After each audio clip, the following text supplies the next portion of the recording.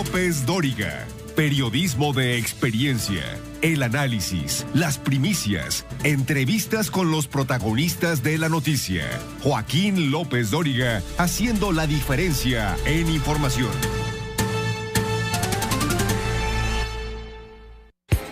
Joaquín López Dóriga, transmitiendo para usted con mucho gusto, como todos los días, en vivo. En vivo desde la Ciudad de México para toda la República Mexicana a través de 95 estaciones de radio en todo el país y a través de otras 30 estaciones de radio más para nuestros paisanos en Estados Unidos. En California, Arizona, Texas, Nueva York, Illinois, Georgia, Utah, Kansas, Oklahoma, Carolina del Norte y del Sur, Tennessee, Oregon, Colorado y Florida. Y también estamos al aire en Telefórmula, en Easy, en el canal 121, en este momento estamos al aire, en Sky, en el canal 157, Total Play, canal 161, en Megacable, canal 153, en Dish. Estamos al aire en el canal 354, también para nuestros paisanos, estamos al aire en Telefórmula, Estados Unidos. A través de las cadenas Xfinity Latino y Latino View. Y por supuesto también estamos en internet y en redes a través de radioformula.mx y lopezdoriga.com. Y hoy es viernes. Esto es algo de lo más importante que ha ocurrido, que está ocurriendo hoy en México y en el resto del mundo, con mucho que es muchísimo, pero muchísimo de todo lo que usted leerá y escuchará mañana, sábado 5 por la mañana. Y sin duda, leerá, escuchará y verá en recorrer de las próximas horas. Está en marcha el 9º día de la invasión y ofensiva rusa en Ucrania, que ha entrado en una nueva fase. Una nueva fase después de que fuerzas rusas atacaran y tomaran el control de la mayor central nuclear de Europa y empezaron a bombardear zonas residenciales con el uso de armas prohibidas como estas bombas de racimo. Moscú dice que fue Ucrania la que atacó su propia planta nuclear. Las mentiras, además de Moscú, la agresión y las mentiras. El canciller Marcelo Ebrard aclaró que México no va a aplicar sanciones a Rusia de manera unilateral, que lo hará en caso de que sean multilaterales dictadas por la ONU. Y desautorizó un acuerdo, desautorizó un acuerdo de la Secretaría de Economía para prohibir la exportación a Rusia de productos, software y tecnologías. El presidente López Obrador rechazó enviar armas de México a Ucrania, como lo pidieron ayer a diputados mexicanos del gobierno de ese país. El Consejo de Seguridad de la ONU celebra otra reunión de emergencia en respuesta al ataque ruso contra, le decía, la central nuclear de Ucrania, que es, repito, la mayor de Europa, está ahí en Ucrania. En los primeros minutos de hoy llegó a México el avión de la Fuerza Aérea Mexicana enviado por el presidente López Obrador con mexicanos rescatados en Ucrania. Aquí hoy amaneció blindada la Catedral Metropolitana, también Palacio Nacional. Bueno, si Palacio Nacional ya estaba blindado, hoy está reblindado. También lo que es Bellas Artes y los edificios ahí del centro histórico. ¿Por qué? Por el temor a los anarquistas, o las anarquistas en este caso, que van a participar el martes en las marchas del Día Internacional de la Mujer. El presidente López Obrador reiteró la política de su gobierno de no vacunar contra COVID a menores de edad, porque no lo han recomendado los expertos ni los organismos internacionales. Cuidado, sí, como no están vacunando, en muchos países del mundo están vacunando, presidente. Dijo que se tiene que cuidar a los niños porque hay efectos secundarios de la vacuna a menores. Ah, caray. Dijo, ¿cómo le mete cuentos Hugo López-Gatell al presidente?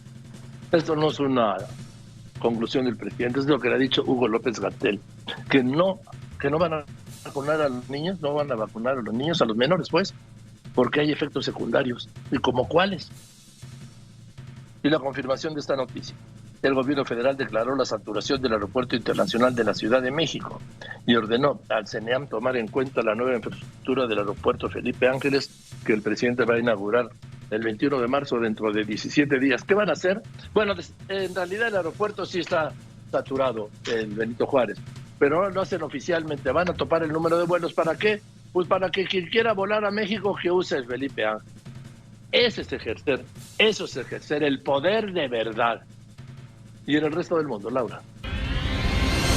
Tras el ataque y toma control del Rusa, la central atómica en Zaporilla, el presidente de Ucrania reclama sanciones más severas contra Moscú. En esto, la Agencia Internacional de Energía Atómica ofrece mediar entre Rusia y Ucrania para garantizar la seguridad en las instalaciones nucleares. Aprueba el Consejo de Derechos Humanos de la ONU investigar violaciones a las garantías individuales cometidas por rusos a ucranianos. La OTAN da un revés a Kiev al rechazar su petición para implementar zonas de exclusión aérea. Un tribunal tribunal argentino condena a más de 4 años de cárcel al obispo Gustavo Zanqueta por abuso sexual. Ordenan ya su detención. En un momento le doy todos los detalles. Continuamos.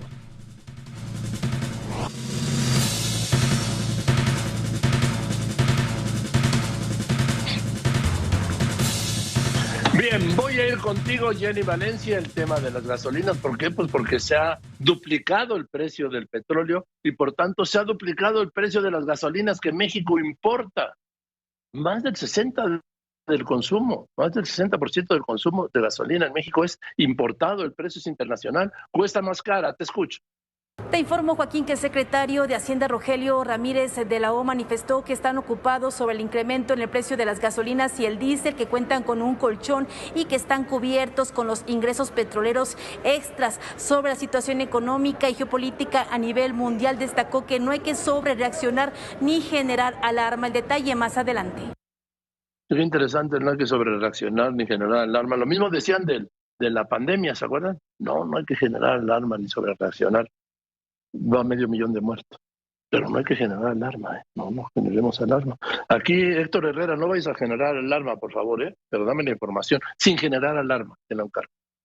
Ante la escalada de precios internacionales del crudo, Joaquín, por la invasión rusa en Ucrania, el costo de los combustibles en México se ha incrementado, sobre todo la gasolina premium, cuyo litro se vende en promedio nacional el 23.06 pesos, aunque puede encontrarse incluso hasta en 26 pesos con 99 centavos. Te digo, Héctor, que no estés generando alarma, hombre. ¿Qué es el precio real de la gasolina? ¿Cómo vamos a quedar? ¿Qué nos van a decir? Que es verdad, pero exagero. Como dice la señorita esta de los miércoles. Es verdad, pero exagero. Sí, ha subido la gasolina, es verdad, pero exagero. Esa es genial. Esa es genial. Bueno, voy a ir contigo, Oscar Zúñiga. La guerra en todos los frentes. Te escucha, Naciones Unidas. Joaquín, durante su participación en el Consejo de Seguridad de la ONU, el embajador Juan Ramón de la Fuente señaló que no se justifica el ataque a la planta nuclear de Ucrania, por lo que está penado por el derecho internacional. Joaquín. Gracias, Sara Palo. Ayer la embajadora de Ucrania en México entregó a un grupo de senadores una petición de los congresistas ucranianos en el sentido de que México le aportara al gobierno de México armas, chalecos y de una lista, ¿sí?, de equipo militar para defenderse ante la invasión rusa. El presidente contestó en la mañanera que no va a mandar eso. Te escucho. También hizo el elogio del ingeniero Carlos Slim. Sara Palo. Joaquín, México no enviará armas a Ucrania, respondió el presidente Andrés Manuel López Obrador a legisladores de ese país que así lo solicitaron. En tanto, el canciller Marcelo Ebrard aclaró que nuestro país no impondrá sanciones unilaterales a Rusia y el ejecutivo destacó las declaraciones de Carlos Slim. Los detalles más adelante. Y voy contigo, Yoconda. Gracias, Sara Pablo. Voy contigo, Yoconda Tapia, en Washington, La Voz de América. La Agencia Internacional de Energía Atómica dijo hoy que no se produjeron daños en los reactores de la planta de energía nuclear Zaporizhia de Ucrania, luego del impacto de un proyectil en un edificio cercano. Yoconda Tapia, Voz de América, Washington. Y voy contigo, Judith Martín, tienes más. A medida que avanza la invasión rusa en Ucrania en una segunda semana de ataques sobre la población civil, el secretario estadounidense de Estado Antony Blinken está hoy en la sede de la Alianza Atlántica, donde participa en un encuentro ministerial de Relaciones Exteriores de la OTAN y además se reunirá con sus homólogos del bloque europeo, así como con los ministros de Asuntos Exteriores del G7. Judith Martín Rodríguez, Voz de América. Y el impacto de la guerra rusa, ¿sí?, de la guerra de Putin, va a quedar marcado por la historia. Por esto a él le importa, porque él es un pequeño soviético y él está por encima del mundo, ¿sí? Bueno, pues José Luis Cuevas, en el deporte tiene su impacto.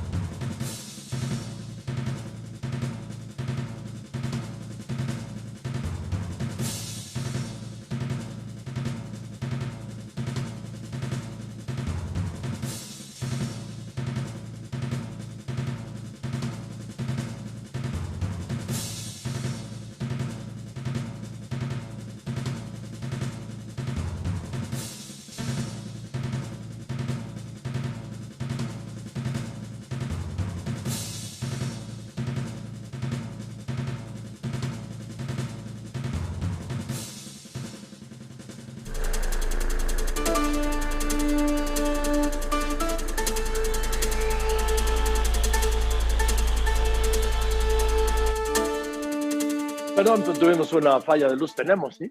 Tuvimos que recurrir a una planta. Y voy contigo, Oscar Hernández, Fórmula Zacatecas. Gracias, Joaquín. El gobernador David Monreal minimizó la afectación de cientos de familias desplazadas por la violencia en Zacatecas. Con la frase "eso no lo sabe ni Obama", respondió ante el cuestionamiento de cuándo podrían regresar a sus hogares los afectados y reconoció que no cuenta con una estrategia para combatir la inseguridad. Con los detalles, Joaquín, más adelante. Gracias, Omar Hernández. ¿Cómo ve que un gobernador que dice, no, cuándo podrán regresar los desplazados? Eso no lo sabe ni Obama. Además, chistoso. Y después reconoció que no tengo ningún protocolo, ningún programa para combatir la inseguridad. Entonces, esa es la falta de Estado. Un Estado fallido. Que no me lo digan, que no me digan otra cosa. Es un Estado fallido. Mientras tanto, voy contigo, Daisy Herrera, Fórmula Tamaulipas, sigue el asedio del crimen organizado noche tras noche. Joaquín, la guerra entre grupos criminales y los golpes no cesa en la frontera tamaulipeca. Son al menos 5 noches durante la última semana que se registran balaceras, bloqueos y derribo de postes y cámaras de videovigilancia. Esto ocurre igual en Reynosa que en los municipios aledaños de Miguel Alemán, Camargo y Díaz Ordaz. El avance de la información. Ahí está. ¿Y dónde está la fuerza federal? ¿Dónde está la fuerza del Estado? 5 noches seguidas de tiroteos y de derribar cámaras de seguridad del crimen organizado. ¿Dónde está la fuerza federal? ¿Dónde está la fuerza del Estado de Tamaulipas? Abandonada la población. Abrazos, más abrazos, sí, pero no balazos. Los balazos solo los ponen los criminales, como en San José de Gracia. Mientras tanto, Rocío Galván, pues como que no atinan, ¿no? Te escucho. Hola Joaquín, te saludo con mucho gusto. Te informo que de acuerdo con el semanario Z fueron 40,000 pesos los que pagaron para el asesinato de Margarito Martínez Esquivel.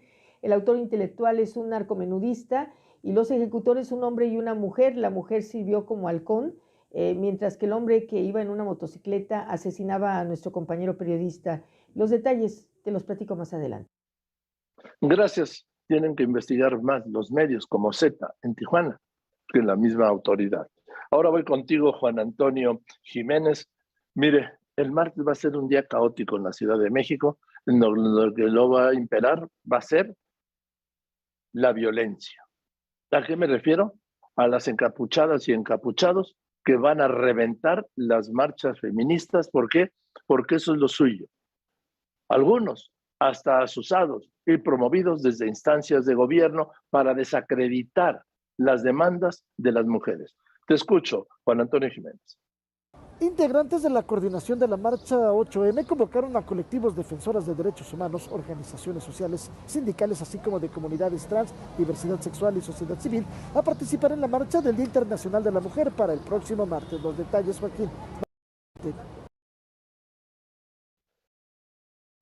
Héctor Herrera, no voy a ir primero. Voy a ir primero contigo, Enrique Hernández, porque ya blindaron el centro, el Palacio Nacional blindado, bueno, ya estaba, ¿no? Pero ahora más.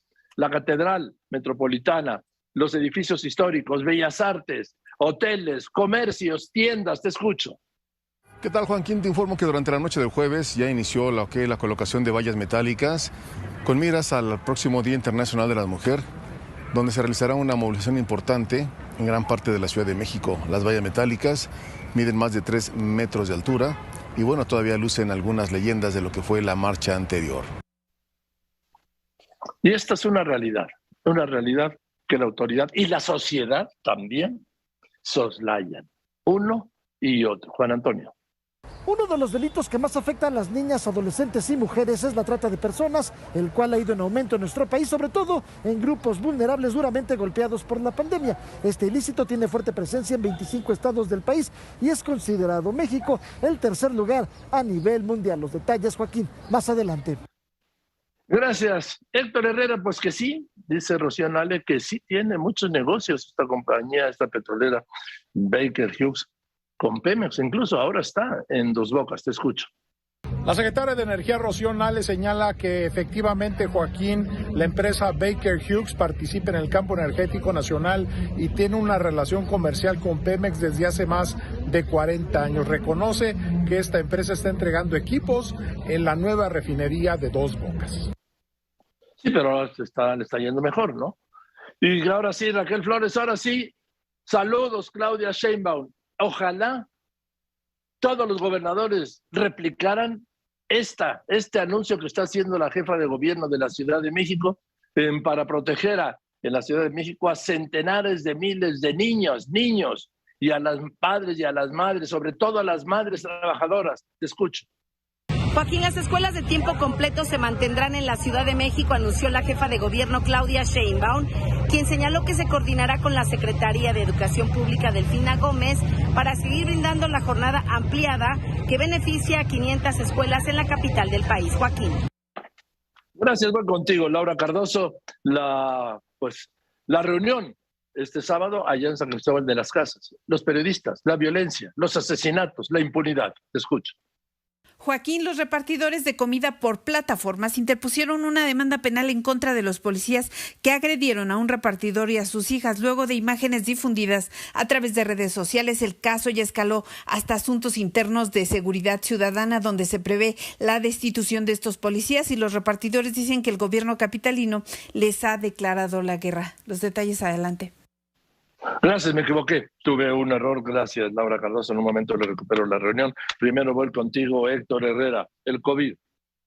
La pandemia no cede, Joaquín. En las últimas 24 horas se reportan 10.558 casos positivos, 38.587 casos activos y desafortunadamente suman ya 319.926 personas que han perdido la vida por complicaciones asociadas al virus.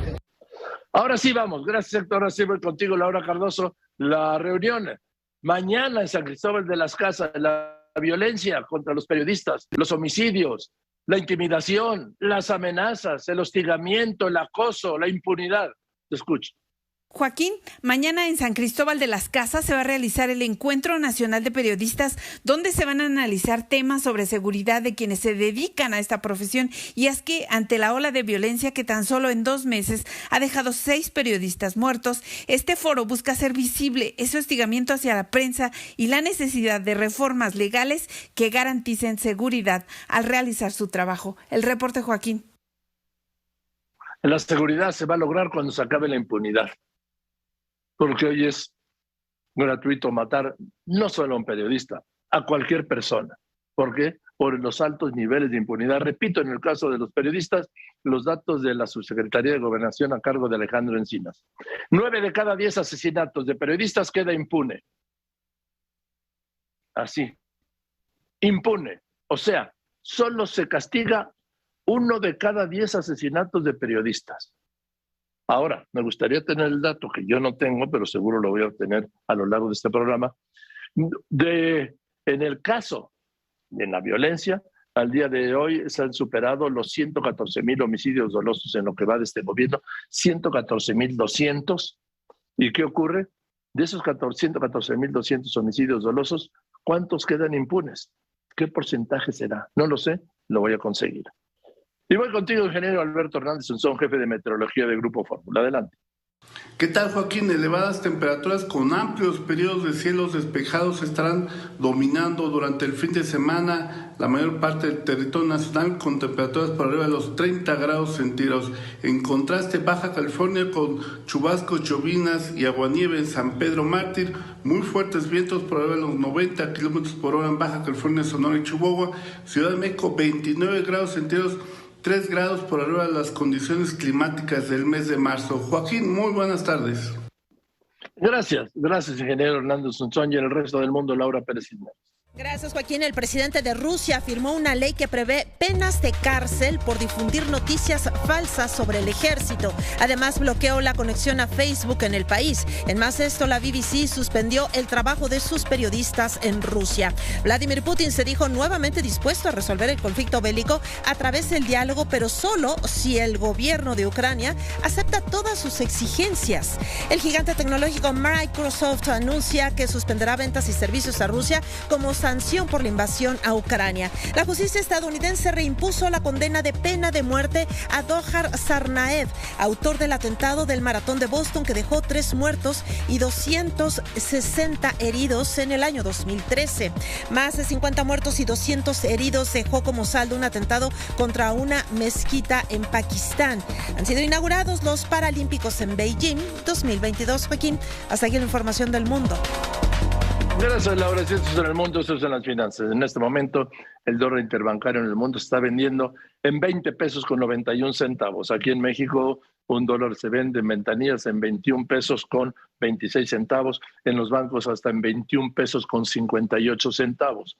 El euro en el mundo, un dólar 9 centavos. Aquí en México, un euro se vende en 23 pesos con 48 centavos. Y el petróleo, Héctor Herrera.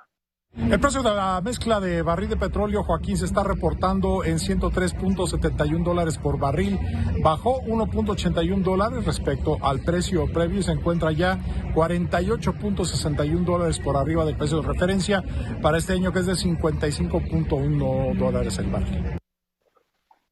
Gracias, Héctor. Por cierto, no sé si usted haya registrado, yo registré que hay como que hay menos granjas funcionando en apoyo de la 4T.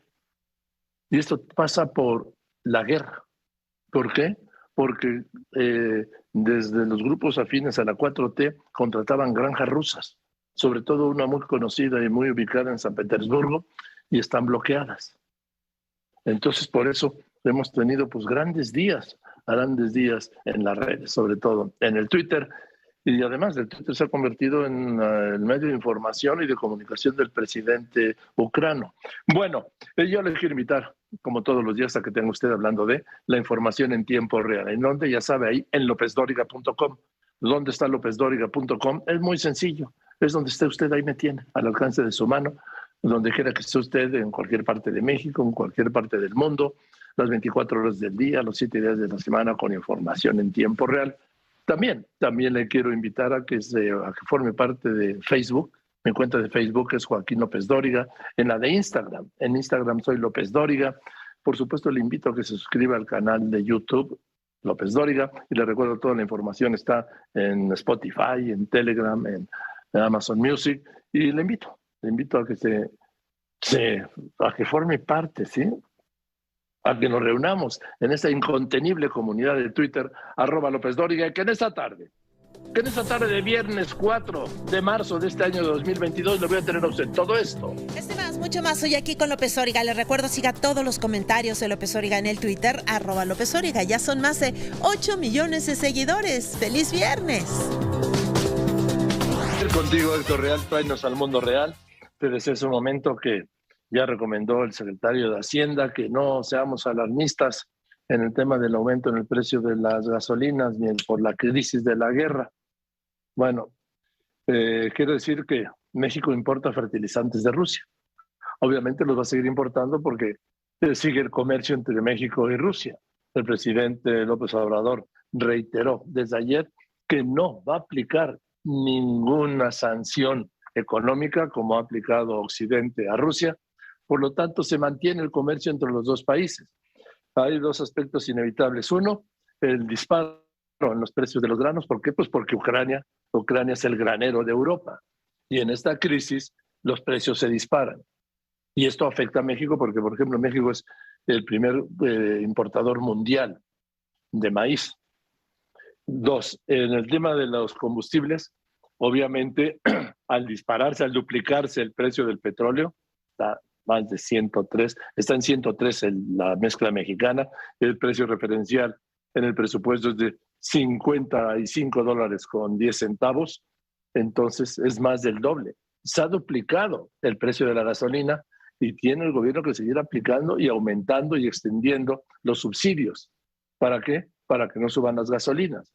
Pero esto implica un gasto no previsto, aunque haya un ingreso extra por el aumento en el precio del petróleo, de lo cual en un momento vas a hablar, Jenny Valencia, de lo que dijo el secretario de Hacienda. Pero tú tienes el dato real. Por favor, Héctor, sin alarmar, ¿sí? Nada más di cómo está la gasolina, pero no se te va a ocurrir alarmar porque luego hay otra de la mañanera, ¿sí? Que ¿Cuál era el otro de la mañanera? Permíteme tantito, Héctor, ¿sí? Primero estaba el de, es verdad, pero exageran, ¿sí? Y estoy tratando de acordarme del otro, ¿cuál era? Ah, sí, que es extraordinario. No es falso, pero no es verdadero. ¿Cómo ves, mi Héctor?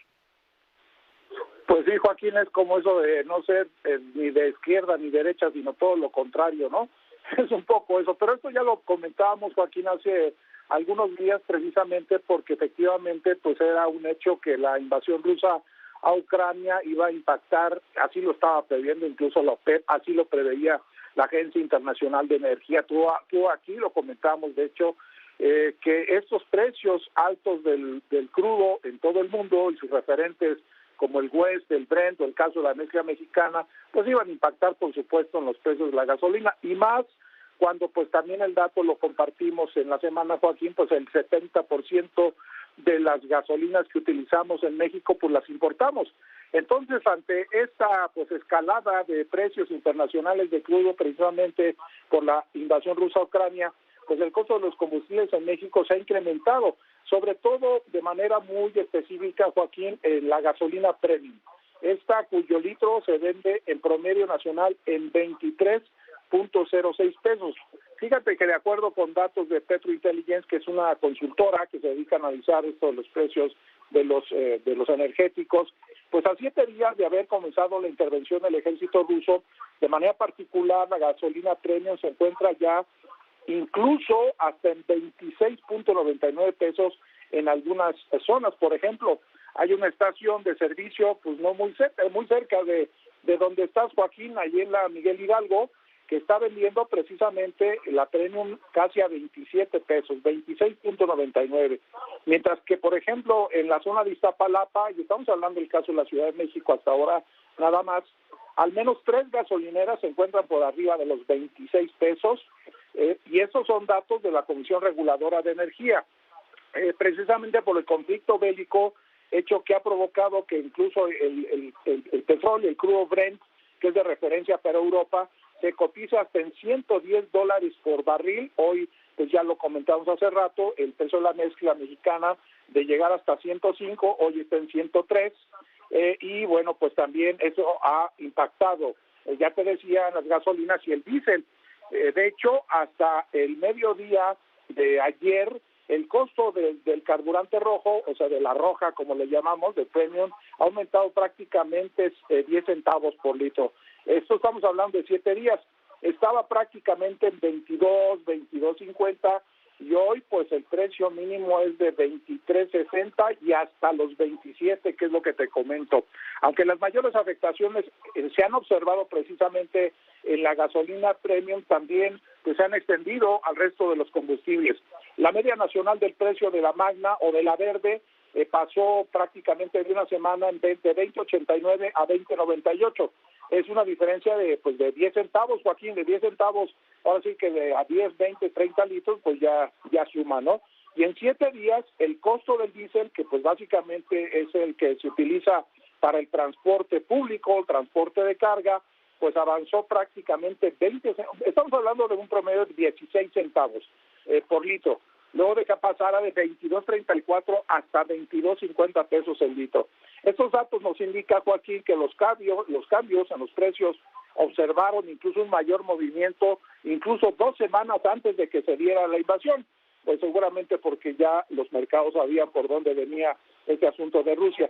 Y en ese sentido, bueno, pues el costo específico de la gasolina premium ha avanzado prácticamente 15 centavos, pues todavía hasta el 10 de febrero, estamos hablando prácticamente de 20 días, el precio en promedio era de 22.90, y hoy pues hay gasolineras, incluso te digo una que está ahí cerca de donde andas, está casi en 27, Joaquín. Pues avanzó prácticamente, estamos hablando de 16 centavos por litro. Así es.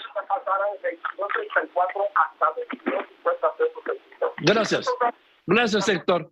Voy contigo, Jenny Valencia. De esto habló el secretario de Hacienda, Rogelio Ramírez de la O, el que no es muy dado a tener intervenciones públicas y menos periodísticas, pero por eso es nota cada vez que habla. Te escucho, Jenny. ¿Qué dijo?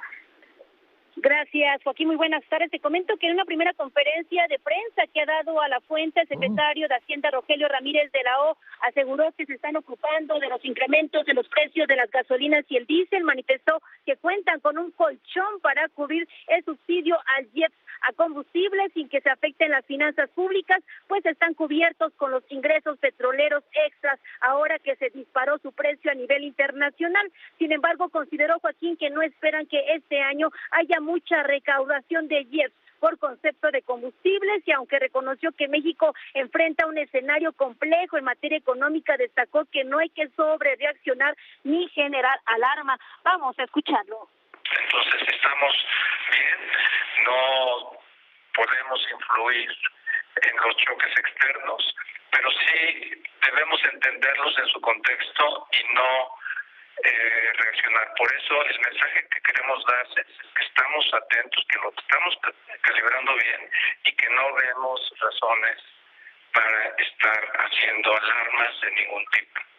Aunque será, Joaquín, hasta que presenten los criterios a la Cámara de Diputados en abril próximo, cuando publiquen su revisión del Producto Interno Bruto para este año. Por ahora lo mantienen en 4.1%. Es el reporte, Joaquín, de la declaración que dio el día de hoy a la prensa el secretario de Hacienda. Gracias, bueno, me parece muy bien. Mira, quiere decir que Rogelio Ramírez de la O es un hombre muy serio, eso sí, poco comunicativo, pero muy serio. Sobre esto de que mantiene el crecimiento el 4.1%, bueno, hace bien porque todavía Hacienda no lo va a modificar. Ya lo modificó a la baja de 3.2 a 2.4%, apenas antes de ayer el Banco de México. Repito, a principios de marzo se reduce la previsión de crecimiento de México para este año de 3.2 a 2.4%. El resultado de la encuesta de especialistas que hace el Banco Nacional de México mensualmente lo redujo hasta el 2%.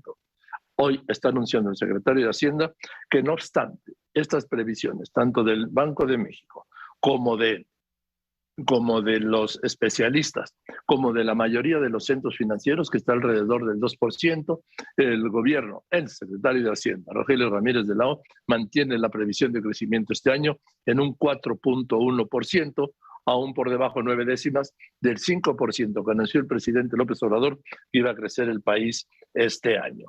¿Sí? Y bueno, voy a ir contigo ahora mismo, Enrique Hernández. ¿Por qué? Porque viene la marcha del martes.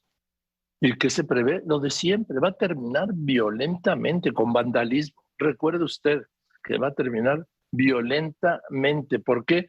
Pues porque no es un descubrimiento, no estoy adivinando nada. Solo me refiero a cómo han terminado todas las manifestaciones, sobre todo las feministas, que hay grupos interesados en desacreditar sus demandas y banderas legítimas con la cortina de humo de la violencia y del vandalismo. Va a ver usted. Te escucho, Enrique, ¿qué hay? Inició la colocación de vallas metálicas en el primer cuadro capitalino desde la noche del jueves. Personal de la Secretaría de Seguridad Ciudadana, así como del gobierno capitalino, colocaron vallas metálicas alrededor de la Catedral Metropolitana y Palacio de Bellas Artes. Esto ante las movilizaciones que se generarán el próximo martes 8 de marzo por la conmemoración del Día Internacional de la Mujer. En el primer cuadro se resguardarán inmuebles y negocios como la Catedral Metropolitana, Palacio Nacional y negocios de 5 de mayo. Se prevé que el fin de semana sean resguardados monumentos y edificios como Palacio Postal, el Banco de México, así como el corredor financiero de Avenida Juárez y Paseo de la Reforma. Se trata de vallas metálicas de más de 3 metros de altura para evitar actos vandálicos y daños en los mismos. Desde las redes sociales, los colectivos han convocado a diferentes movilizaciones en la Ciudad de México, las cuales se suman a las que ya se han organizado a nivel internacional y que en los últimos años se han tornado agresivas. Capitalinos lamentaron la colocación de vallas y llamaron a los manifestantes a expresarse de forma pacífica. Y sí, al venirse a manifestarse, pues que vengan a manifestarse pacíficamente.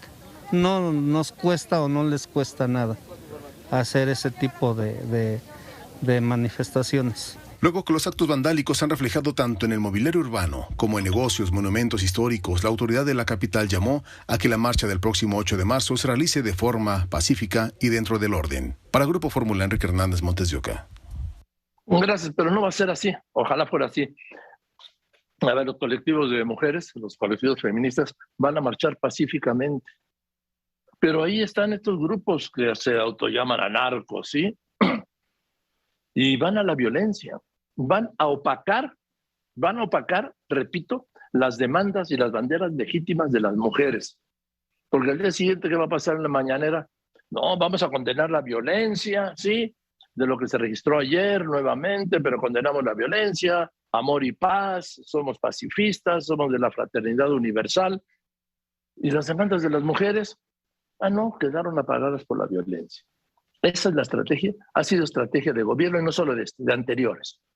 Apagar las demandas legítimas totalmente, de grupos de manifestantes, en este caso de mujeres, con el vandalismo de estos encapuchados. Y así es como las apagan.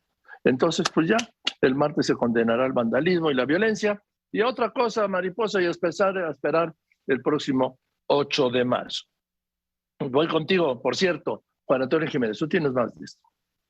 Gracias, Joaquín. Integrantes de la coordinación de la marcha 8M convocaron a colectivos defensores de los derechos humanos, a organizaciones sociales, sindicales, así como a las comunidades trans o de diversidad sexual y a la sociedad civil en general, a participar en la marcha del Día Internacional de la Mujer para el próximo martes. La movilización se tiene prevista que inicia a las 4 de la tarde para que inicie precisamente el recorrido por Paseo de la Reforma en punto de las 4:30, y esto será en el Ángel de la Independencia con rumbo al Zócalo capitalino. Por supuesto que estarán tomando Paseo de la Reforma, Avenida Juárez, Eje Central, 5 de Mayo, hasta llegar al primer cuadro de la ciudad. El comité organizador hizo un llamado a las autoridades a respetar el libre derecho a la manifestación sin represión y aseguran que será pacífica, por lo que desde estos momentos se están ya deslindando de grupos provocadores que se puedan infiltrar en esta movilización. Durante la conferencia de prensa, Carla Jiménez señaló, vamos a escuchar parte de lo que dijo en esta conferencia. Y en su destino. Alta la criminalización de la migración. Ningún ser humano es ilegal. Somos un movimiento transfronterizo e internacional. Decimos no a toda acción bélica que atenta contra los derechos humanos. Los representantes del colectivo 8M acudieron a la Fiscalía General de la República, donde exigieron la libertad de mujeres presas políticas, especialmente por Kenia Hernández, y que se investigue la desaparición de otras víctimas de feminicidio a nivel nacional. Joaquín, el reporte. Bien, ya estamos preparados pues para lo del martes. Ojalá, como además la violencia en diferentes marchas con el paso de los años ha ido escalando, de estos grupos, escalando. Yo espero que no se salga de lo que ha sido hasta ahora, descalabrados, en fin. Yo deseo profundamente, ¿sí? Porque no hay quien haya podido controlar gobierno alguno de estos grupos violentos. Nunca, jamás. Y se han ido, claro, entonces fortaleciendo y extendiendo. Tengo aquí la Gaceta de la UNAM, que dirige Juan Pablo Becerra Costa, y dice, comenzó la extinción. Ha comenzado la extinción y dice que por el cambio climático ya existe mortalidad en masa de especies, según una alerta que está lanzando Naciones Unidas. Pregunta también en la academia, ¿se acabó el liberalismo? La recesión global de 2007-2009, indicadora de su crisis, ha habido diversos intentos de rectificación. ¿Se acabó el neoliberalismo? Y contesta, sí. A más de 40 años de su aparición, el neoliberalismo aún no llega a su fin. En un principio, dice, trajo ciertos beneficios a los países cerrados. Sin embargo, muchos de ellos perdieron en esta apertura y padecieron una mayor pobreza. Con todo, no es una confabulación de las grandes empresas y de los gobiernos de los países ricos para robar a las naciones pobres. No sé, pero me parece lo central esto. En un principio trajo ciertos beneficios hace 40 años a países cerrados como México. Sin embargo, muchos de ellos perdieron en esta apertura y padecieron una mayor pobreza. Vivimos en sociedades más desiguales hoy que hace 50 años. Esto es para desanimar a cualquiera. Y habla aquí de los epidemiólogos, los otros héroes de la pandemia. Hubo retos muy importantes desde la atención médica hasta contar los casos y tener las pruebas adecuadas. Su función se basó en el análisis de información para la toma de decisiones. Esquema de muestreo optimiza realización de las pruebas anti-COVID. Y también habla aquí, esto es muy importante, avanza en el estudio de la concentración de glucosa en la cárcel. Y dice, fíjese, las diferencias de sexo son importantes en obesidad y diabetes. Estos conocimientos sirven para poder detectar dichas enfermedades antes de que se desarrollen por completo, que hay variaciones entre hombres y mujeres en el tema de la obesidad y de la diabetes. Bueno, voy a ir a unos anuncios. Y después de los anuncios tengo muchísima más información. Vamos a ir directamente a Kiev, la capital ucrana. ¿Qué es lo que está pasando? ¿Qué es lo que está pasando esta noche? Continuamos. Quédese aquí en Radio Fórmula, cadena nacional e internacional. Recuerde, ya viene el fin de semana, así que si puede, quédese en casa, sígase cuidando, use cubrebocas, sana distancia y lavado de manos frecuente. Hasta Kiev, la capital ucrana. Buenas noches, ¿cómo estás, Ignacio Ortega? Buenas noches para ti. Buenas noches, buenas noches. Bueno, pues nada, hoy hemos Ignacio, recibido otra... Sí, dime. No lo tengo. Sí, estoy aquí. Hola. Hola. Adelante, Ignacio. Sí, hola, ¿qué tal? Parece que ha habido un corte. Bueno, pues hoy hemos recibido un buen susto. Y hemos revivido la pesadilla del 26 de abril de 1986, la catástrofe nuclear más grave de la historia en Chernóbil, porque ha habido unos enfrentamientos armados junto a la mayor central nuclear de Europa, que se encuentra en la región de Zaporozhye, que está en el sureste, cerca de la península de Crimea, y ha habido un ataque y de repente se ha declarado un incendio en la central nuclear. Solo imaginarnos lo que puede suponer un incendio en una central nuclear que está equipada con uranio, es decir, podía haber ocurrido una desgracia mucho peor que la de Chernóbil, porque estamos hablando de 6 reactores, aunque solo uno realmente está bastante activo, los otros están activos en mucha menor medida. De todas formas, la amenaza de una explosión y de un escape radiactivo era muy alarmante.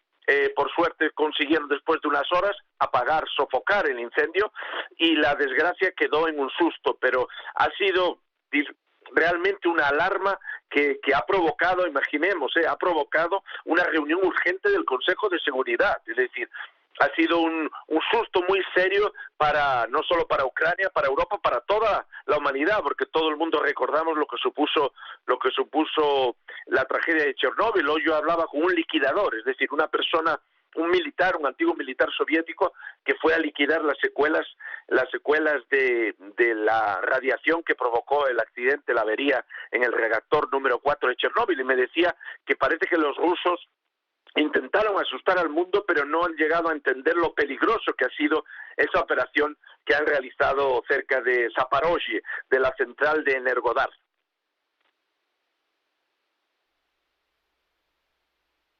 Sí, aló. Sí. ¿Se ha cortado?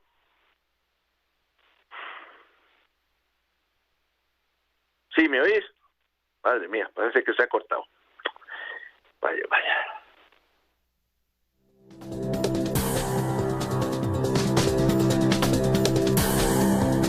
Contigo, Ignacio, te escuchamos perfectamente. Te comentaba que puede ser que Putin esté o que Rusia esté ganando esta guerra, que en el avance, pero Ucrania y el mundo lo está derrotando a Putin. No sé cómo lo ves tú desde ahí adentro. Pues precisamente lo que acabas de decir es el cartel que yo veía ayer por las calles de Kiev, que decía así: Putin ha perdido la guerra, el mundo está con Ucrania. Era exactamente esa frase. Bueno, vamos a ver, es decir, todo el mundo ha entendido, todo el mundo, hay alguna gente que no lo ha entendido porque la propaganda rusa también funciona, que Rusia es el agresor y Ucrania es la víctima. y que por muchos argumentos que tenga Rusia, eso no lo va a cambiar nada. Lo de hoy ha sido un buen susto, aunque la ONU mantiene curiosamente el embajador ruso ante la ONU, porque claro, después de este susto nuclear, después de hablar de la amenaza de una guerra nuclear, de repente hemos tenido una alarma nuclear tremenda, brutal, y entonces el embajador ruso ante la ONU insiste que no, que fue una provocación, que es una campaña de desinformación. Hombre, es decir, ahora es difícil que alguien le pueda creer lógicamente a los altos funcionarios rusos después de todo lo que está pasando. En el plano militar, lo que se llama en el teatro de operaciones, claro, ya sabemos quién está ganando, pero claro, llevamos más de una semana de combates y realmente solo han tomado una ciudad que es Jersón y los ucranianos están intentando también ponerle dificultades incluso en esa ciudad. Es decir, que digamos que Putin, por más que insiste que quiere lograr todos sus objetivos y le comunicó a su principal aliado, el presidente bielorruso Alexander Lukashenko, que todo va según lo planeado, no lo parece. Y entiendo que no está planeado el susto nuclear que nos ha dado hoy el ejército ruso y también, lógicamente, y el ucraniano con los combates que han tenido. Eso seguro que no estaba entre los planes de Putin. Ahora, lo de ayer de la central nuclear, de lo que hablamos ayer mismo, Ignacio, dio un vuelco, ¿eh? Sí.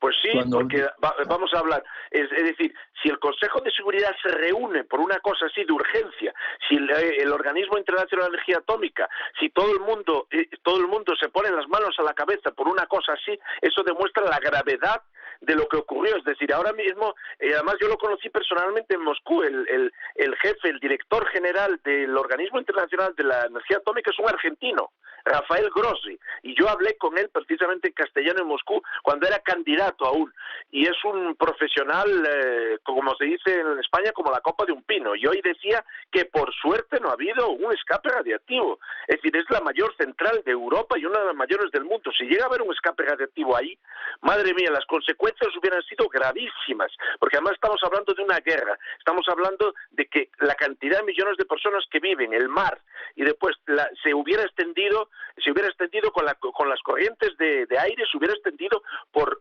cientos de kilómetros, incluso miles de kilómetros, hubiera sido de una gravedad, vamos, nos hubiéramos olvidado de la pandemia del coronavirus con un caso así. Por eso, esto demuestra que las guerras, claro, se pueden ganar o perder, está claro, pero hay que saber gestionar tanto la victoria como la derrota. Por supuesto, y dejarlo, por ejemplo, anunció hoy el vocero allá en el Kremlin que bueno, ayer dijeron que el presidente de Ucrania había escapado a Polonia, una mentira. Después que dicen los rusos que no fueron los rusos los que estuvieron en este tema nuclear, sino que fueron los mismos ucranianos los que atacaron la planta. Digo, sí. Es la guerra de las mentiras. Dicho, vivimos una guerra de desinformación. Entonces es muy difícil. Los ucranianos dicen que incluso allí había unidades, que esto es un tema muy polémico en esta zona del mundo, unidades chechenas. Es decir, Chechenia es una república muy particular dentro de Rusia porque en su época quiso independizarse, tuvieron 2 guerras gravísimas donde murieron más de 100.000 personas, pero ahora el líder de Chechenia, que es Ramzan Kadyrov, es digamos un soldado de Putin, y siempre, cada vez que hay una guerra, sea en Siria o donde sea, envían sus unidades especiales. Pues Ucrania mantiene que las unidades especiales chechenas estaban allí y mataron a varios miembros del personal de la planta. Entonces, bueno, oye, los rusos dicen que no, que es un invento todo, es una provocación. Claro, es difícil, lógicamente nosotros tenemos difícil verificar esa información, pero claro, cuando un país es el agredido y el otro es el agresor, pues yo creo que el oyente o el lector sabe a quién hacerle caso. En fin, pues vamos a ver qué pasa el fin de semana, querido Ignacio. Por ti hemos seguido lo que esperamos es los corredores, guerra, ¿sí? Los corredores humanitarios estamos esperando, a ver si los abren de una vez y la gente puede salir de estas ciudades sitiadas. Yo creo eso es lo que estamos ahora mismo esperando todos. La situación ahí en Kiev, ¿cómo es en este momento, Ignacio? Es tranquila. Tengo que decirte que claro que se oyen, quiero decir, solo hay que ir a hacer alguna cobertura en la ciudad como yo he hecho hoy, y te alejas varios kilómetros del centro y se escuchan, lógicamente, los bombazos, se escuchan cerca. Justo en la ciudad hoy, en la ciudad de Irpin, que es la última ciudad en la región de Kiev antes de llegar a en la región de Kiev, antes de llegar a lo que es la capital, la propia ciudad, hubo bastantes combates y eso que en esa ciudad en principio se empezó, entre comillas, a evacuar a parte de la población. Y fue dificilísimo porque hubo unos combates muy cruentos. Es decir, el acuerdo de hace 2 días de cese del fuego es muy bonito sobre el papel, pero como te explicaba, claro, la guerra sigue. Sí. La guerra sigue y ahora han tenido que crear un grupo de trabajo entre la Cruz Roja Internacional y los dos bandos para ponerse de acuerdo sobre la coordinación de esa evacuación y del tema logístico, que no es tan sencillo. Por eso yo decía el otro día que los ejércitos tienen que ponerse de acuerdo sobre esto y no es fácil. Por ahora la evacuación no ha ocurrido. No sabemos si empezará el fin de semana o empezará el lunes, pero está claro que en ciertas ciudades, como la ciudad de Mariupol, están al borde de una catástrofe humanitaria porque no tienen ni luz, ni agua, ni electricidad, y no tienen, por supuesto, calefacción. Y aún estamos en invierno aquí. Estamos más o menos sobre 0 grados y en algunos sitios hacia aún bajo cero. Por tanto, es una situación realmente dramática. Bien, Ignacio, te mando un abrazo. Gracias por tu crónica. Nos llevas ahí al conflicto con tu narración. Y espero vernos el lunes y te abrazo y gracias por la información. Muchísimas gracias. Un abrazo fuerte para todos. Es Ignacio Ortega, corresponsal de la agencia EFE en Kiev. Y voy a ir contigo, querido Rubén, porque es viernes y dentro de todo esto traes tu canela fina. ¿Cómo está Rubén Cortés? Buenas tardes. ¿Qué tal, Joaquín? Feliz viernes, buenas tardes. Excelente crónica, venga. Sí, tienes toda la razón, muy vívida. Sí. Oye, pues, qué paradoja, Joaquín, qué paradoja. Mira, un gobierno como el actual, obsesionado, bueno, su línea editorial, por decirlo de alguna manera, es el pasado, es combatir el pasado. Qué casualidad o qué paradoja que lo que está haciendo es mostrándole a la gente lo que había en el pasado y que los gobiernos anteriores eran malísimos para hacer saber lo que había, y ahora de pronto la gente se entera de cuestiones que había. Mira, los fideicomisos, había 103 fideicomisos en el país que tenía 68 mil millones de pesos ahí, que era un fideicomiso, era un dinero del gobierno, un dinero de la empresa privada, y los rendimientos se utilizaban para los Juegos Olímpicos, para diferentes facetas del saber humano, investigación, refugios de mujeres. Eso no se supo, la gran mayoría no lo supo hasta que quitaron los fideicomisos. Lo mismo sucedió esta semana con las famosas ahora escuelas de tiempo completo. Estas escuelas surgieron, ¿te acuerdas?, en el sexenio del presidente Calderón. Esto de decir los sexenios de fulano y de mengano, yo preferiría referirme al Estado mexicano. Finalmente, los presidentes son personas que uno coloca como ciudadano al frente del país, y es el Estado mexicano al que ellos representan. Así que bueno, vamos a referirnos. El Estado mexicano, en el sexenio de Felipe Calderón, abre estas escuelas de tiempo completo. Había 6,000 entonces en el 2007.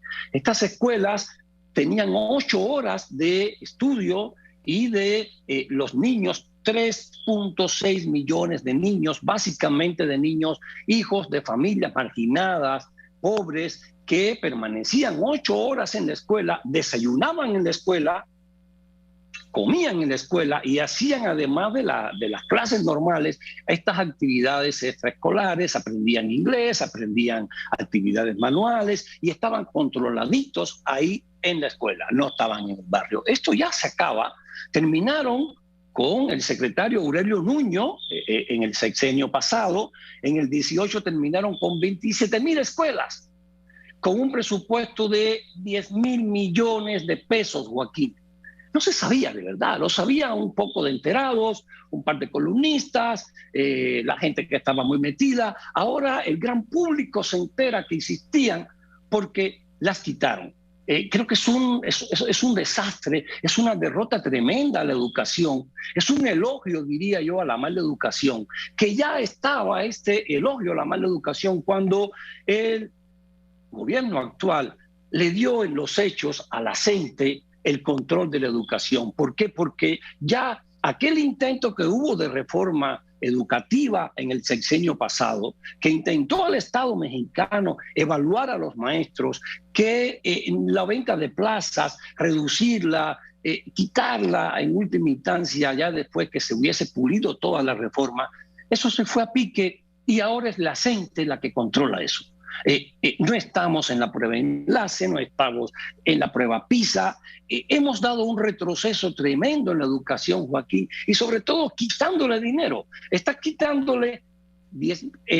quitando 10,000 millones de pesos a estas escuelas de tiempo completo para pintarlas. Ese es el argumento de la secretaria de Educación, de Delfina Gómez. Dice que le quita ese dinero, quita las escuelas para pintar escuelas. O sea, quitas enseñanza, Joaquín, quitas enseñanza para invertir en cemento o en pintura. Es un sinsentido, y vuelvo a lo mismo, vuelvo a que entonces se convierte este gobierno obsesivo en criticar al pasado, en constantemente decirle a la gente, mira, esto estaba, ya no está, los fideicomisos estaban, ya no están, los refugios de las mujeres golpeadas estaban, ya no están. Las guarderías, las que quedan son las del PT, que es un partido aliado del gobierno, son los famosos CENDIs. Eso sí funcionan y tienen 800 millones de pesos anuales. Entonces, ojo, más que cifras, de pronto las cifras vuelven loco a las personas, ya bastante tienen con la inflación y que el limón cuesta tanto, las cifras vuelven loco. El hecho es, Joaquín, que había escuelas de tiempo completo donde 3.6 millones de niños pobres tenían 8 horas de estancia, desayuno y comida gratuitas y ya no están. Es triste y creo que si no invertimos en educación, no vamos hacia ningún lugar. Aunque haya aeropuerto, aunque haya Tren Maya, aunque haya Dos Bocas, haya lo que haya, si no invertimos en educación, Joaquín, es una tristeza y no vamos a tener futuro. Estos niños están siendo una generación perdida, como se hizo famosa la frase después que Gertrude Stein se la enseñó a Hemingway, y Hemingway la toma y la mete en fiesta, aquella novela tan buena. Entonces yo creo que sí que estamos en esto, estamos observando una generación perdida, Joaquín, que venía siendo apoyada desde el 2007 con esta gran medida que tuvo el Estado mexicano con estas escuelas de tiempo completo que ya no están. Adiós. Mando un abrazo. Buenas tardes, Rubén Cortés y su canela fina. Estoy buscando a Raquel Flores porque le decía a usted una buena de Claudia Sheinbaum, muy buena. Está anunciando que en la Ciudad de México se mantienen las escuelas de tiempo completo. Así, saludos, Claudia Sheinbaum. Carlitos Pena, Viernes de la Salud. Aquí son los viernes. Te escucho. Buenas tardes, director de T-Research. Buenas tardes, Joaquín. Así es, Viernes de la Salud, un repaso a las cifras de COVID. 319,296 muertes, cifra oficial. Si a esto le agregamos el exceso de mortalidad, también de la Secretaría de Salud, estamos hablando de más de 461,500 personas fallecidas a causa de COVID en lo que va de esta pandemia, Joaquín. Tan solo ayer, 461 personas perdieron la vida, lo que nos puso en número 4 en más muertes a nivel mundial. El primer lugar lo tuvo Estados Unidos, Rusia, Brasil y México en cuarto lugar con más muertes ayer. Parece, por lo menos en la estadística, Joaquín, que ya estamos saliendo de la cuarta ola. Hemos disminuido de una semana a otra, de la semana anterior a esta que cerramos el día de ayer, 26% en la cifra de muertes. Aún así estamos altos, insisto, ayer 461 personas, pero parece que esta semana cierra en poquito menos de 2,000 muertes, 1,993. Comparado con la semana anterior, de 2,700, hay una disminución de 26%. Y en lo que va del mes, estamos hablando de marzo, 1,147 personas han fallecido. Febrero fue malo, muy malo, Joaquín. 12,058 personas fallecieron y recordar que febrero tenía 28 días. Pero parece que marzo, por lo menos en el número de contagios y en el número de muertes comparado con semanas anteriores, parece que comienza a disminuir la cuarta ola, Joaquín. Pues que así sea. Gracias, Carlitos. Te mando un abrazo. Carlos Pena, director de T-Research. Óscar Zúñiga, México en la ONU. Te escucho. Gracias, Joaquín. Y precisamente durante una reunión de urgencia del Consejo de Seguridad de Naciones Unidas, luego del ataque ruso contra la central nuclear de Zaporilla, en Ucrania, el embajador de México ante la ONU, Juan Ramón de la Fuente, en su participación indicó que este es un ataque que no se justifica, ya que esas instalaciones se encuentran totalmente identificadas y atacarlas está totalmente prohibido de acuerdo al derecho internacional. Agregó que cualquier incidente en dicha planta puede tener graves riesgos a la salud y al medio ambiente y dijo que disparar proyectiles viola el principio fundamental relativo a la integridad física y así ya hay varios miles de personas refugiadas. Con una explosión de esta magnitud la situación sería catastrófica. Señaló que México seguirá manteniendo su postura de rechazar la violencia y las agresiones, sobre todo a la población civil, y pide que se alcance cuanto antes un acuerdo de paz por la vía diplomática. Joaquín.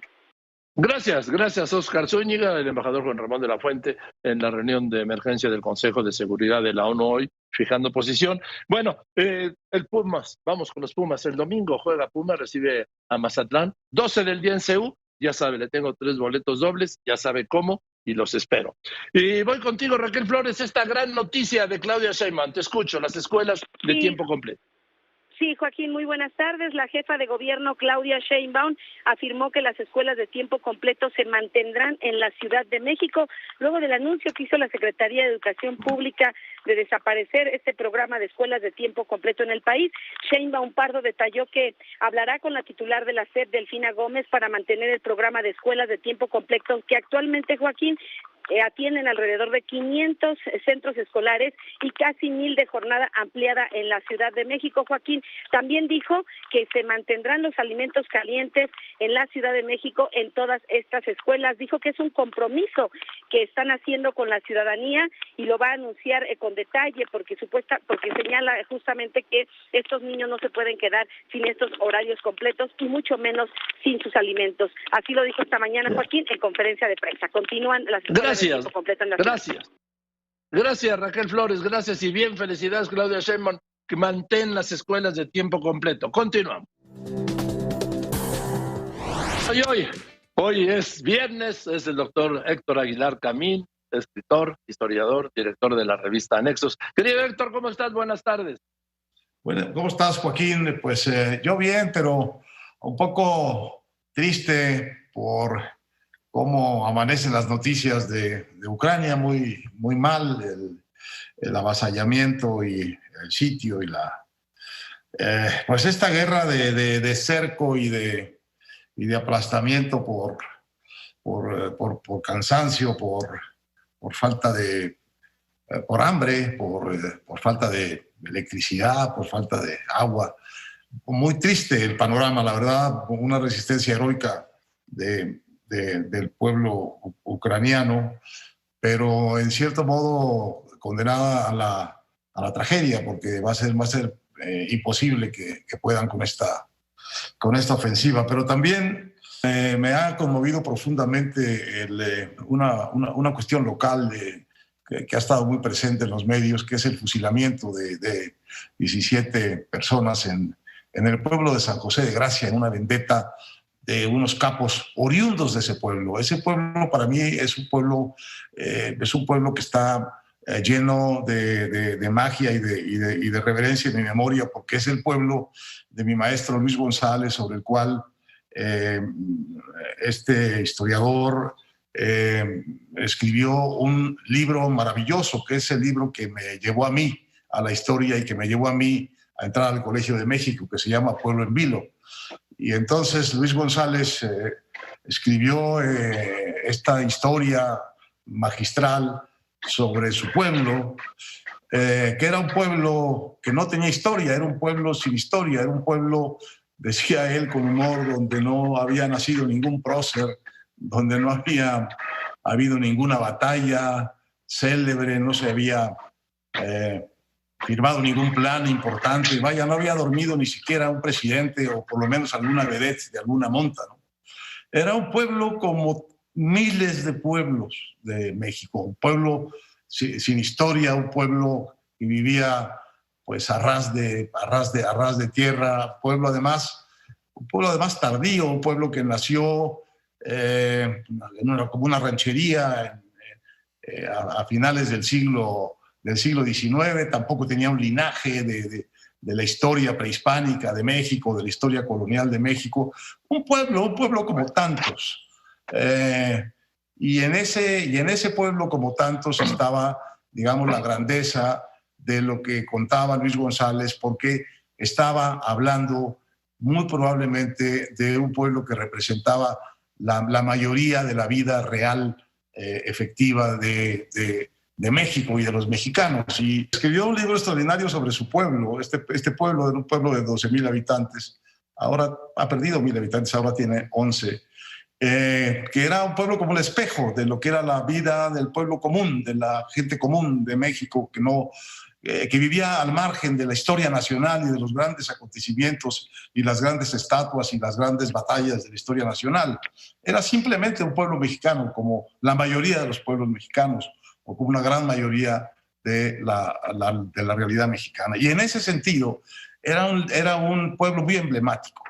Entonces me ha dado una gran tristeza ver cómo este pueblo, que estaba como al margen de la historia nacional, entró de pronto o ha estado metido ahí hace un rato por la peor de las puertas de la historia nacional de estos momentos, que es la historia de la violencia salvaje, increíble de los cárteles y de las bandas desprendidas de los cárteles, ya no de la droga, Joaquín, sino del crimen organizado que está apoderado literalmente de pueblos, de comunidades, de partes sustantivas del territorio nacional.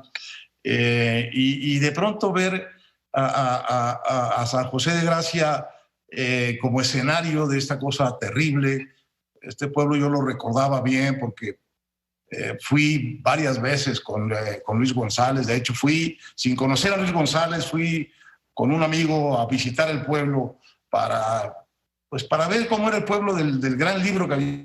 Llegamos y preguntamos, no había bien ni direcciones, nos dijeron dónde vivía él, fuimos, tocamos, salió, no nos conocía, le dijimos que íbamos a estudiar, a entrar al Colegio de México, le dio mucho gusto y nos llevó caminando por el pueblo contándonos, nos llevó a la granja que tenía su tío, y nos fue contando de cositas del pueblo. Estaba muy orgulloso de que acababan de poner una secundaria después de mucho tiempo. Estoy hablando del año 1969.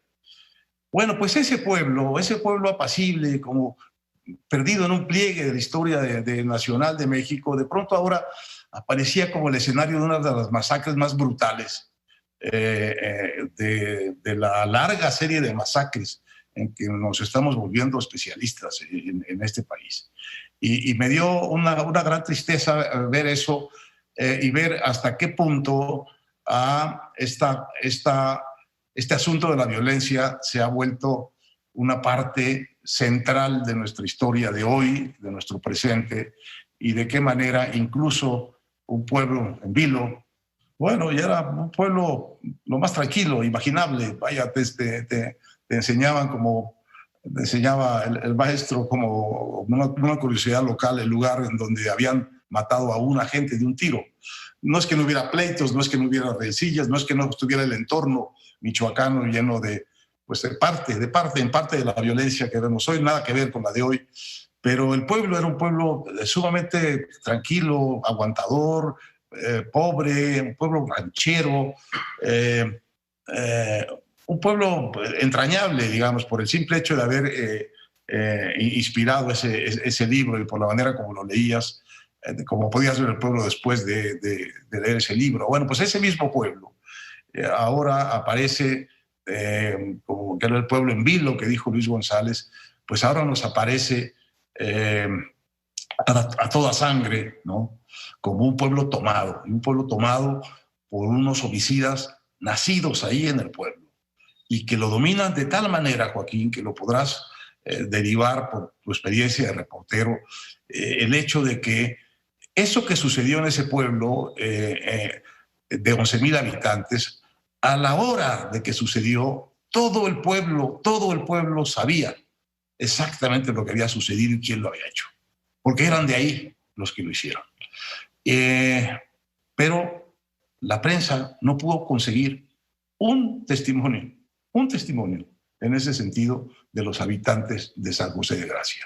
Quiere decir que están bajo la ley obligatoria del silencio y de la complicidad y del miedo por estos personajes siniestros, nacidos ahí, crecidos ahí y que ejercieron ahí uno de los momentos más violentos de las masacres que hemos conocido en tiempos recientes, como si nos estuviéramos volviendo también un poco especialistas, no solo en ser violentos, sino en hacer masacres. Y no solo en hacer masacres, sino en hacer masacres que van rompiendo umbrales. En este caso, tuvieron tiempo no solo de matarlos, sino de volver por los cuerpos, desaparecer los cuerpos y lavar el lugar del delito. De manera que me parece que también que pueblo en vilo, este pueblo en vilo, San José de Gracia, bueno, San José de Gracia sigue representando, sigue siendo el espejo de muchísimos pueblos, de muchísimas comunidades de México, pero ahora por las muy malas razones, por las malas razones de ser también. Bueno, se nos cayó la señal, te recupero por teléfono, Héctor, así está, hasta el internet, y estabas hablando del temor de la gente, porque nadie ha hecho una sola declaración ahí en San José de Gracia. Además me encanta el nombre tan bello, San José de Gracia. Héctor. San José de Gracia. La gente está muerta de miedo, está capturada completamente por estos homicidas, pero quiero destacar que son homicidas nacidos ahí, criados ahí. Son oriundos, y esto es quizá el asunto que más dolor le produciría desde luego a Luis González, y más de preocupación me da a mí, porque si un pueblo así de pequeño es capaz de producir esa violencia, Joaquín, sigue siendo el espejo de muchísimos pueblos y de muchísimas comunidades de México, pero ahora por las peores de las razones, porque está montado por primera vez en una tendencia nacional este pueblo en vilo, pero ahora como un pueblo tomado por el crimen, y me parece un símbolo tremendo de la deriva espeluznante que lleva a México en materia de violencia entre mexicanos, de violencia entre civiles armados, de violencia entre criminales, pero de violencia también entre familias, entre comunidades, que quedan atrapadas por sus violentos, como nos ha mostrado el silencio, esta omertá, esta ley del silencio impuesta por el miedo que vieron los medios en San José, donde ningún lugareño quería hablar de lo que todos sabían, porque sabemos cómo son los pueblos, y muy poco después de que sucedieron las cosas, todo habitante de ese pueblo tenía una versión de lo que había sucedido.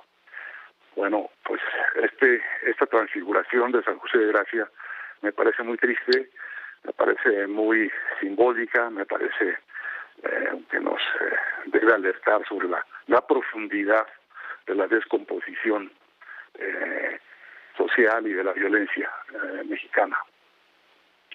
Bien, querido Héctor. Pues te mando un abrazo y nos vemos el próximo jueves. Que estés muy bien, Héctor. Un gran abrazo, Joaquín.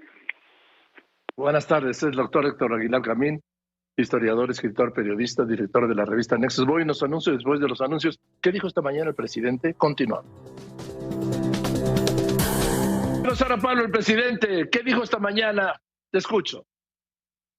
El gobierno de México no enviará armas a Ucrania, informó el presidente Andrés Manuel López Obrador, luego de que senadores de ese país solicitaran el envío de armas, aparatos de comunicaciones, chalecos antibalas y cascos. Al cierre de su conferencia mañanera, el Ejecutivo fue cuestionado al respecto y así respondió.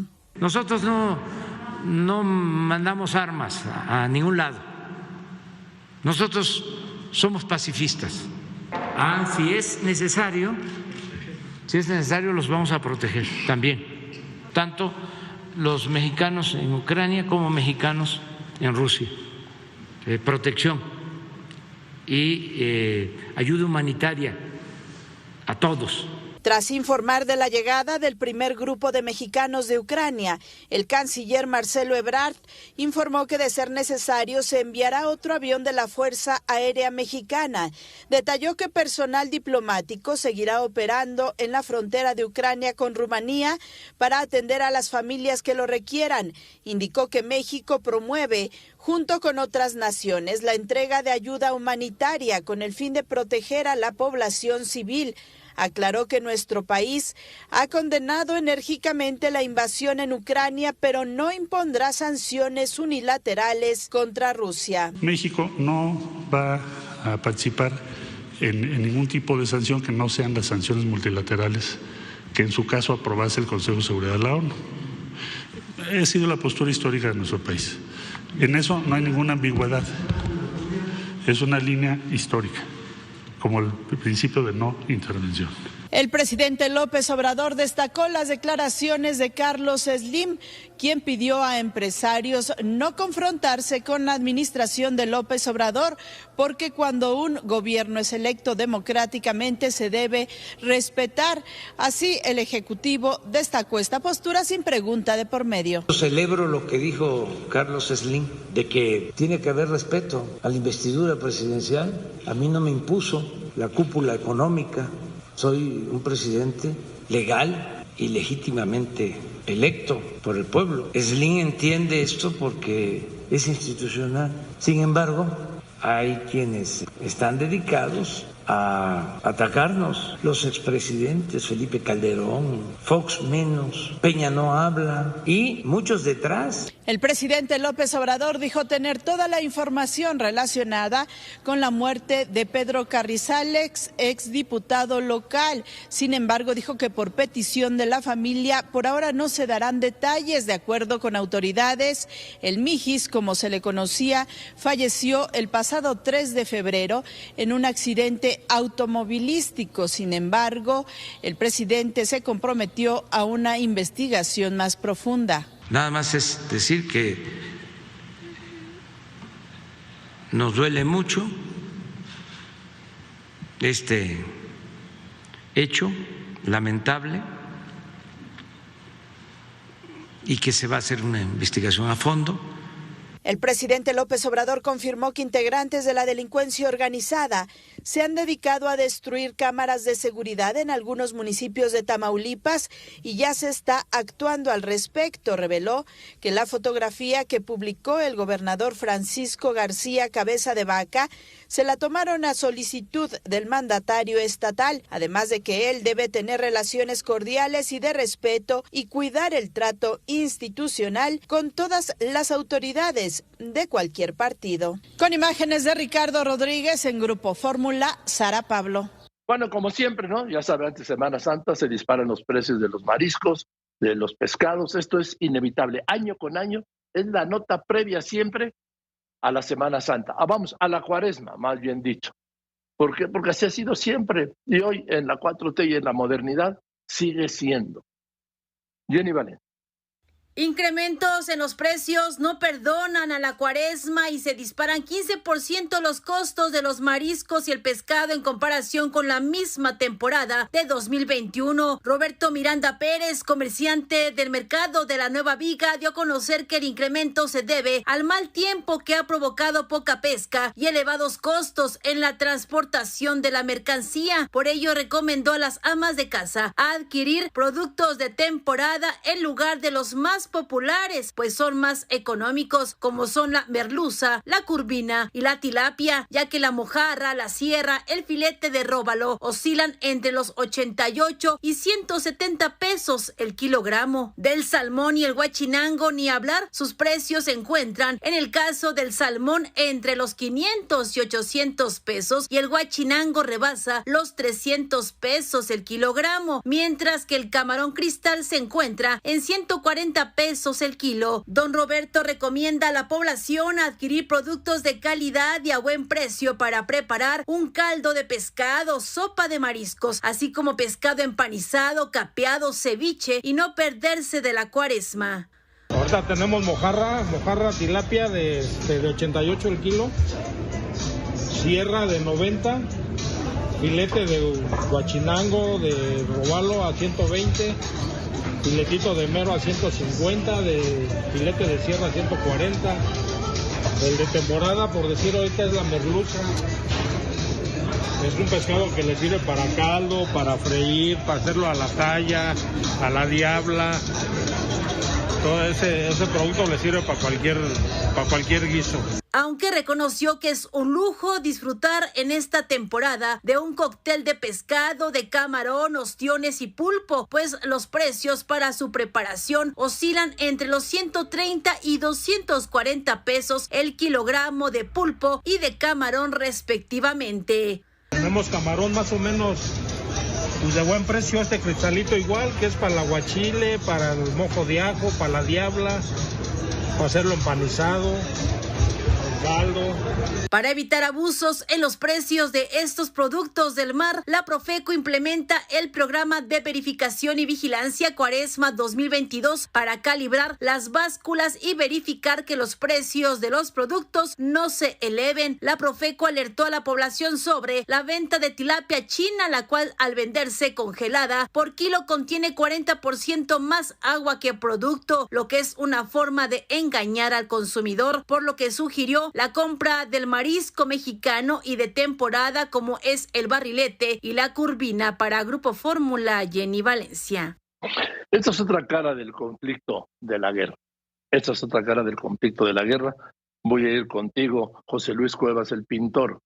¿Quiénes se van? ¿Quiénes se van a la guerra? Te escucho.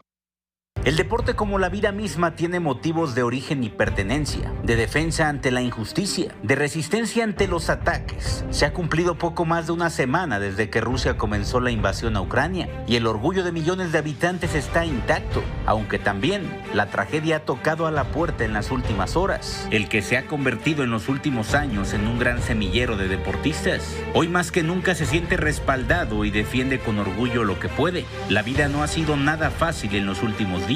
Decesos se cuentan a cada hora e historias llenas de heroísmo se enlistan en un conflicto que ha exhibido la personalidad de un pueblo que sigue y seguirá luchando. Estamos listos para luchar, listos para morir por nuestra patria, por nuestras familias. Ha destacado Vitaly Klitschko, campeón mundial de los pesos pesados en el pasado y hoy alcalde de Kiev. Además de Vitaly, su hermano y también campeón mundial de boxeo Vladimir Klitschko lo secunda en un grupo de logística que se resiste a dejar su país y ahora en lugar de ring comandan un equipo estratégico para resistir los golpes rusos. Yuri Vernidub, entrenador del Sheriff de Moldavia y quien recientemente fuera nota mundial por vencer al Real Madrid en la Champions League, no dudó en dejar a su club y alistarse en el ejército ucraniano a sus 56 años. Hace unas semanas, Dmitro Pidrudzhi competía en los Juegos Olímpicos de Invierno en Beijing. Tras el conflicto, el campeón mundial de biatlón y 3 veces olímpico no dudó en uniformarse y salir a defender a los suyos, sin esquí, pero sí con tiro. La misma decisión ha tenido el tenista Sergei Stakhovsky, quien apenas este enero había colgado la raqueta. A sus 36 años y recién retirado, el tenista ucraniano dejó a sus hijos y esposa en Hungría, donde vivía desde hace unos años, y lo hizo solo para volver al que un día fue su lugar de residencia, pero que siempre será su casa. La lista de futbolistas, tenistas, boxeadores y ajedrecistas es larga. Cientos de historias se unen por un mismo fin y algunas, lamentablemente, no tendrán un final feliz. Y es que en las últimas horas, algunas bajas se han confirmado. Los futbolistas Vitaly Zapilo y Dimitro Martinenko, además del biatleta Yevhen Malishev, han sido víctimas de los ataques rusos y bajas confirmadas del ejército ucraniano. Esta es una cara más de la guerra, donde los motivos nunca faltan para defender a los suyos. Y mientras el ejército ucraniano resiste, los héroes se enlistan y la memoria suscribe más allá del deporte. Abriendo la conversación para Grupo Fórmula, informó José Luis Cuevas. Así es, dejan los arneses deportivos y van por los de la guerra. Y este es hoy el comentario de mi querido compañero y amigo José Fonseca. Les recuerdo su columna con el café la encuentra en www.cafepolitico.com y en el periódico El Economista. Pepe, muy buenas tardes. Buenas tardes, Joaquín. Buenas tardes al auditorio de Radio Fórmula. Hoy conmemora el PRI el 93 aniversario de su fundación. dirán misa a todos, pero el México de 2021 no se parece en nada al de aquel 4 de marzo de 1929, cuando Plutarco Elías Calles fundó el que sería el gran partido de la revolución. Antidemocrático de origen, nos dicen desde Palacio Nacional, y lo repiten algunos neopriistas de los 90.